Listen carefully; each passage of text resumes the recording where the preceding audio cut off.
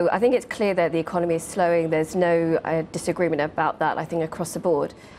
What we are expecting to see, though, is, there's been a number of different stimulus measures. There's almost 60 different stimulus measures since June. And they're yet to take effect. There's a couple of reasons for that. We can see that a lot of the corporates and households, their willingness to spend has deteriorated. So they're more likely to save any extra disposable income that they get from some of the fiscal stimulus and tax cuts that we saw last year. So that kind of measures have not been particularly effective. And at the same time, one of the other issues is, whereas the monetary side, monetary policy is going to be more effective usually, that transmission mechanism where you actually move from the central bank government policy and actually hits households isn't working that well. And usually the remedy is you do more easing measures, and we have had very encouraging signals from the government in that respect that they have ramped up those measures since December. They expect more to come through. So I think that we can expect another maybe a quarter or two of this kind of slowdown before we see some kind of stabilization in the Chinese economy.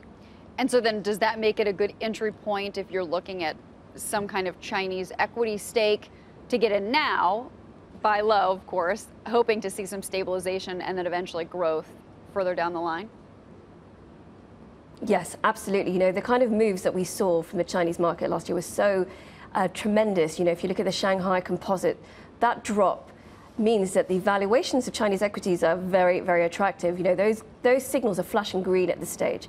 And now that we feel that there's a stabilization in the Chinese economy coming later this year, this is, for us, it's a great entry point to build up a strategic long-term position in China and, of course, the rest of emerging Asia, because they will benefit from any stabilization in China. Seema, I would be remiss if we didn't talk about what's going on with the trade war right now. It does still seem to be a lot of talk, a lot of rhetoric, no real deal on the table. But what are your expectations for what's going to happen between the U.S. and China with these trade talks? And then ultimately, based on those expectations, what does it mean for both countries economically?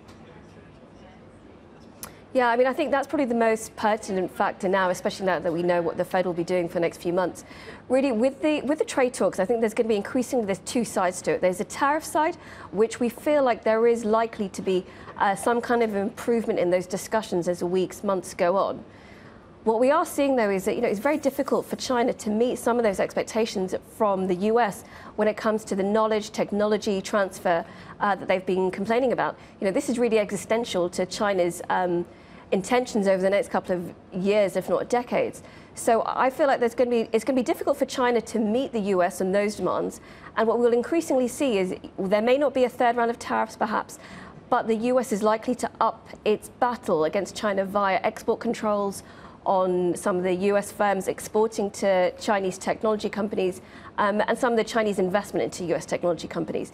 Now, what that means is that's obviously damaging for the Chinese economy in terms of the tech side, but it's also slightly damaging to the US technology sector.